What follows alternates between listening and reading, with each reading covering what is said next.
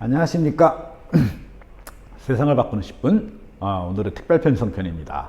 이른바 실시간 쌍방향 수업에 대해서 좀 이야기해 보려고 합니다.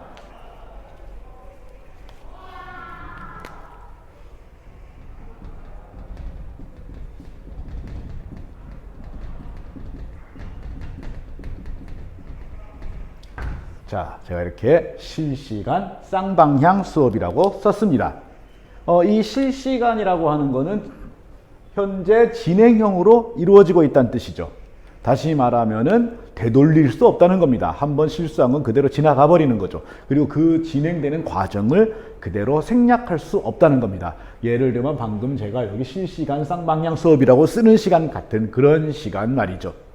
그래서 수업 시간을 좀 길게 잡아서 갈 수가 있습니다. 쌍방향이라고 하는 거는 현재 내가 수업을 하는 것을 학생들로부터 바로 반응을 받고 질문을 받고 다시 뭔가 주고받는 것들이 이루어진다라는 것을 말하죠. 자, 그러면은 여기서 잠깐 뭔가 의문이 생깁니다. 가장 전통적인 수업, 바로 이 교실 수업을 그대로 옮겨 놓은 것이 만약에 이 실시간 쌍방향 수업이라면 이게 도대체 어떻게 쌍방향이 되는 것인지 하는 그런 생각이 들지 않을 수가 없는 겁니다. 교실에서 이게 쌍방향이 되는 까닭은 교사가 직접 학생들과 컨택할 수 있기 때문입니다.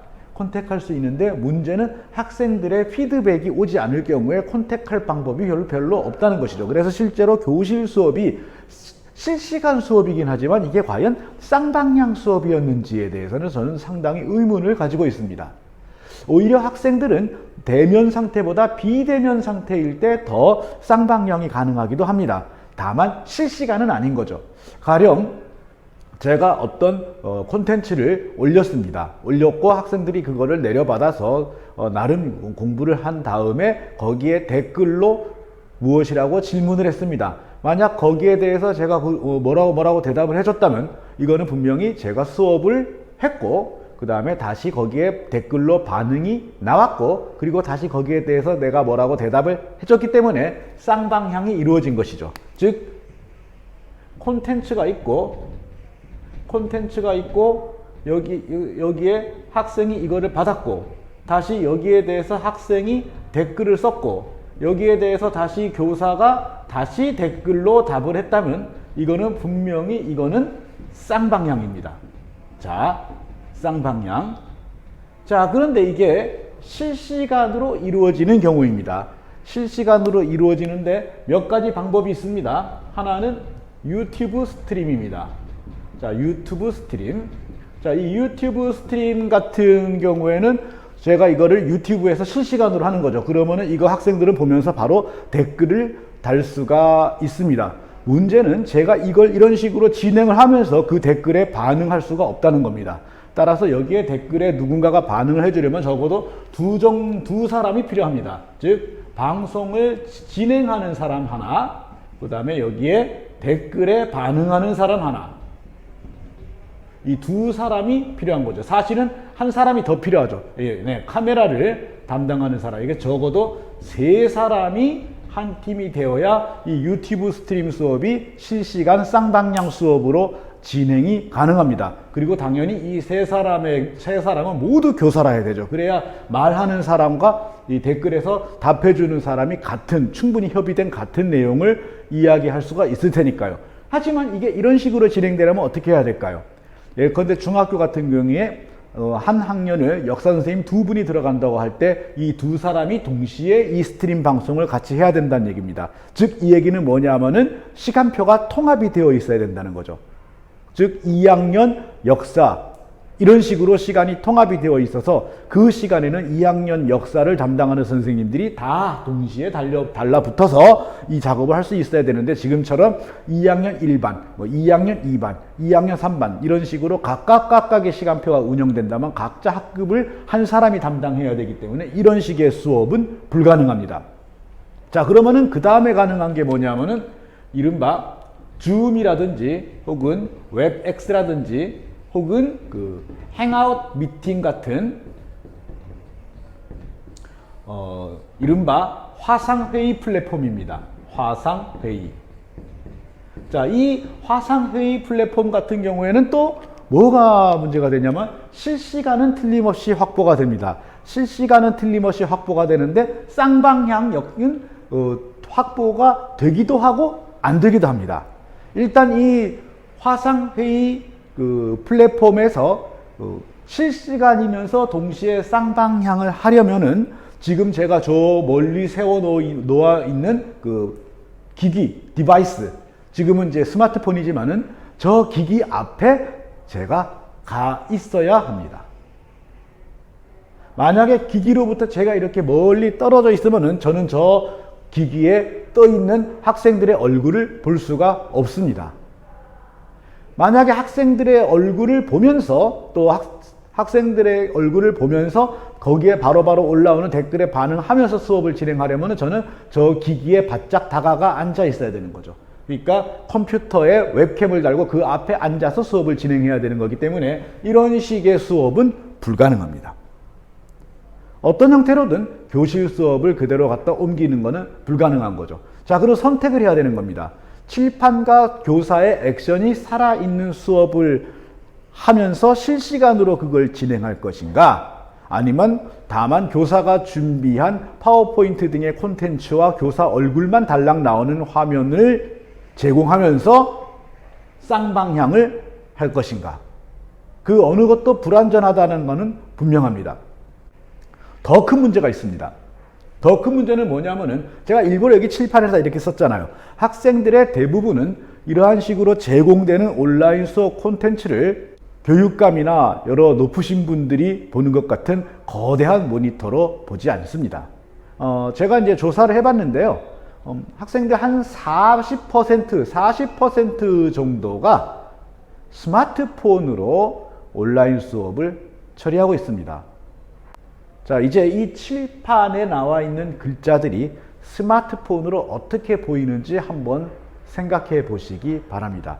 더 큰 문제가 있습니다. 지금 저는 이거를 먼저 찍고 편집해서 콘텐츠로 제공하고 있습니다.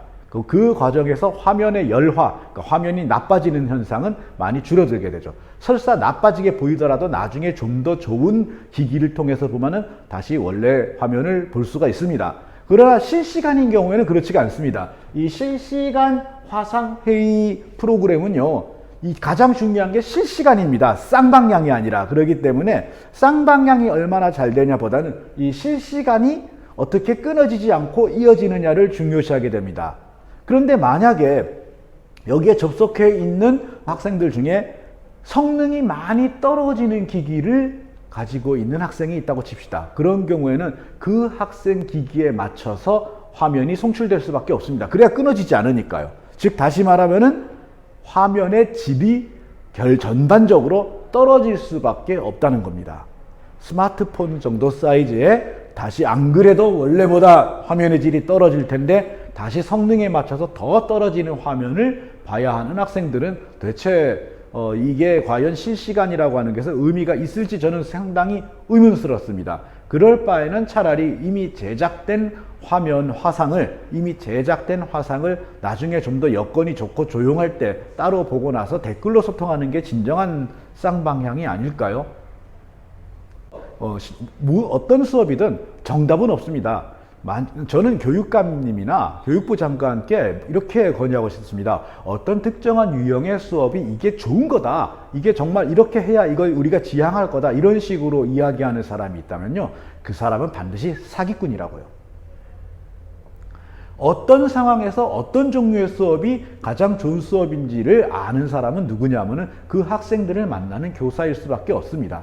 실제로 많은 선생님들이 3월 달에 실시간 화상 플랫폼 줌이라든지 웹엑스를 이용하여 수업을 시도해 봤습니다. 저도 아침 조회를 줌을 갖고 시도해 봤지만요, 한 2주 정도 지나고 나서 다 포기했습니다. 그 포기한 게 왜일까요? 힘들어서요? 천만에요. 이거 동영상 하나 찍고 그 다음에 그거 다시 편집하고 하는 게 훨씬 힘들지, 그냥 그 실시간이야. 이게 뭐가 힘듭니까? 그냥 평소 수업하는 거랑 똑같이 이렇게 카메라 켜놓고 수업하면 되는 건데, 힘들어서가 아닙니다. 실제로 이게 아이들에게 제대로 효과적으로 접속되지도 않고 아이들의 디바이스에 맞지 않기 때문이죠.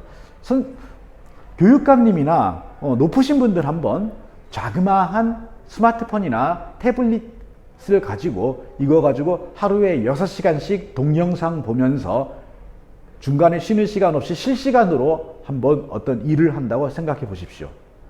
이게 정말 사람으로서 견딜 일입니까?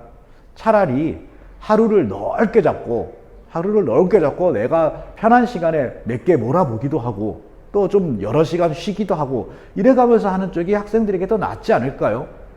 교실에 아이들이 와서 앉아있는 조건하고 아이들이 불편한 그 온라인 디바이스를 사용하는 조건하고는 교육의 시간이 좀 다르게 적용되어야 되지 않을까요? 그런데 무조건 실시간을 요청한다라는 게 과연 교육적으로 바람직한 일일까요? 저는 그런 생각을 하지 않을 수가 없습니다. 그래서 저는 간곡히 요청드립니다. 교육에 따라 가지고 실시간 쌍방향이 더 나은 방법인 교과도 있을 겁니다. 또 그 준비한 프로그램이 실시간 쌍방향이라야 빛을 발휘하는 그런 프로그램도 있을 수 있습니다. 하지만 그러한 몇몇 프로그램의 성공이 다른 프로그램, 다른 교과, 다른 교사, 다른 학생들에게 다 똑같이 적용될 것이라고 하는 그런 생각은 하지 말아 주시기 바랍니다. 그래서 저는 문득 이런 생각입니다. 각 교과, 각 교사들이 가장 적합한 방법을 찾아 나갈 텐데 왜 굳이 특정한 방법, 이 줌이나 웹엑스 같은 것들을 강요하는 것일까? 혹시 여러분들 마음 깊은 곳에 이런 생각 들어있는 게 아닐까요? 온라인 수업하니까 선생들이 논다. 어떻게 하면 얘들을 놀지 못하게 할까? 혹시 이런 생각 들어있는 게 아닐까요? 물론 이때다 그러면서 그냥 단지 EBS 링크나 걸면서 팽팽 노는 교사가 있을 수도 있겠습니다. 하지만은 그런 몇몇 사람들이 눈꼴을 시렸다고 열심히 잘 하고 있는 사람들조차 지금까지 잘 하고 있던 방법을 버리고 특정한 방법만 하라고 요구한다면은 이거야말로 뿔을 교정하려다가 소를 죽이고 빈대를 몇 마리 잡으려다가 초가 삼간을 태우는 일이 아닐까요? 몇몇 팽팽 노는 그런 교사들이 있다면은 그들이 어떤 사람들일지를 잘 생각해 보시기 바랍니다. 젊을까요? 아닙니다.